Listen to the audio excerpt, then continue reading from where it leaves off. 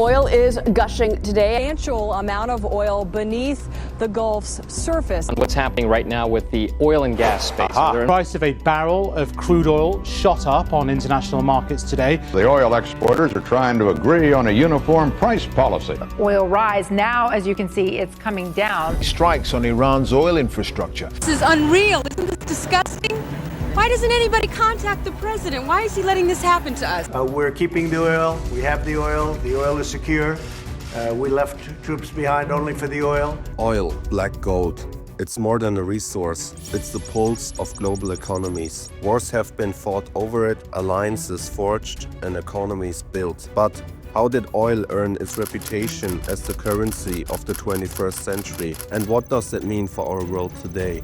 Let's dive in. Remember, China is the number 2 consumer of crude oil. But at the end of the day, we're at the lower end of the range.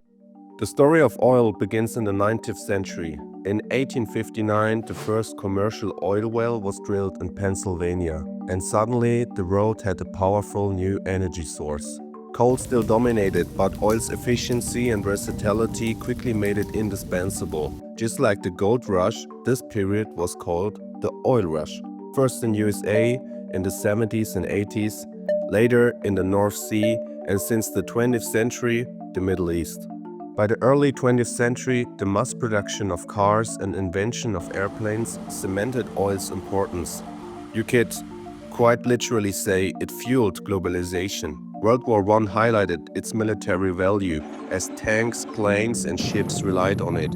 But it was World War II that made it clear. Control of oil meant control of the war. And in today's time, oil means power. Countries raced to secure oil. The Middle East, with its massive reserves, became a focal point. By the mid-20th century, oil wasn't just powering machines. It was powering global economies and determining the balance of power. In October 1973, the Yom Kippur War between Israel and Arab nations led by Egypt and Syria sparked a major economic and geopolitical shift. It's an all-out war. That's how Israeli Defense Minister Moshe Dayan describes an invasion of the Golan Heights and the east bank of the Suez by Syria and Egypt. The Israeli army is now driving and marching deep into the plateau that separates the Golan Heights from Damascus. These convoys of armored track vehicles have been moving up the road out of Israel towards the Sinai Desert. This is the beginning of the desert now. US and Western support for Israel prompted a powerful response from the Arab world, reshaping the global economy. The Organization of Petroleum Exporting Countries, or in short terms OPEC, dominated by Arab oil producers, wielded its newfound collective power like a weapon. For the first time, oil became a direct instrument of geopolitical strategy. OPEC announced an embargo on oil exports to nations supporting Israel, including the US, the Netherlands, and other Western allies. Oil prices soared from $3 to $12 per barrel, causing severe gasoline shortages and long lines at gas stations as rationing took effect. Industries dependent on cheap oil faced economic crisis, making the embargo a major wake-up call for the oil-importing nations. Oil pipelines have also sparked tensions. The proposed pipelines through Central Asia and Europe have caused disputes between countries as everyone wants to secure routes that favor their interests. Even today, regions like the Arctic and the South China Sea are becoming a new battleground for oil control. Well, let's talk about the elephant in the room. There's no denying that the US has a long history of intervening in oil-rich regions. From securing supplies during World War II to the Iraq War in 2003, critics argue that American foreign policy has often been driven by the desire to control oil. After all, the Middle East supplies a significant portion of the world's oil, and ensuring stability there, at least from the US perspective, has been strategic priority. But is it really greed, or is it just pragmatism? The US isn't alone in pursuing oil. Countries like China, Russia, and Saudi Arabia all play the game, often more aggressively. The perception of US as a bandit is partly due to its global presence, which makes its actions more visible. The US made controversial decisions over oil, but whether they stem from greed or necessity depends on your perspective. Just as China, Russia, and Saudi Arabia make their own strategic moves in the global oil game. Oil isn't just a commodity.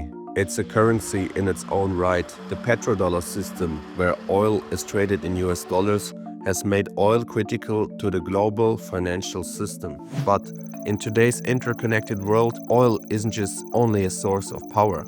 It's a tool of leverage. From US sanctions to Russian pipeline politics, oil plays a central role in geopolitics, shaping alliances and fueling conflicts. Yet, even as oil remains pivotal, global power is shifting. The rise of renewable energy, electric vehicles, and alternative energy sources is challenging oil's monopoly. Still, for now, oil continues to control the levels of power, determining who holds influence in global markets. Oil may still be the lifeblood of global economies, but the winds of change are already blowing. New players like China and India are shaping a new energy landscape, investing heavily in renewable energy. And what China is especially good in is they bring renewable energy to countries which usually are not able to afford it. So they really are aiming to have a monopoly in renewable energies. As the world moves toward a more sustainable future, the question remains, can oil maintain its place as the dominant currency of the 21st century, or will it be displaced by new technologies like hydrogen and renewables? Oil has shaped modern world, but its future is still being written. You're going to talk to us first of all about Donald Trump pulling the United States out of the Paris climate deal. Today I will also declare a national energy emergency. We will drill, baby, drill.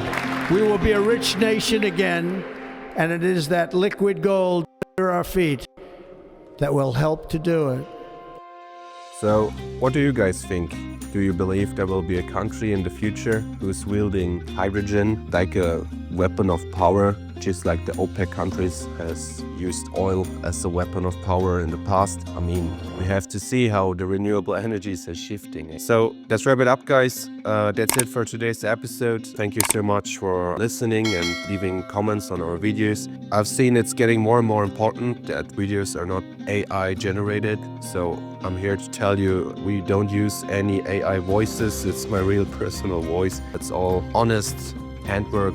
So thank you guys for your support. Leave comments, let us know what we can do better next time. That's really what we're focusing on right now. And I will see you on the next episode. Thank you so much, guys, and peace.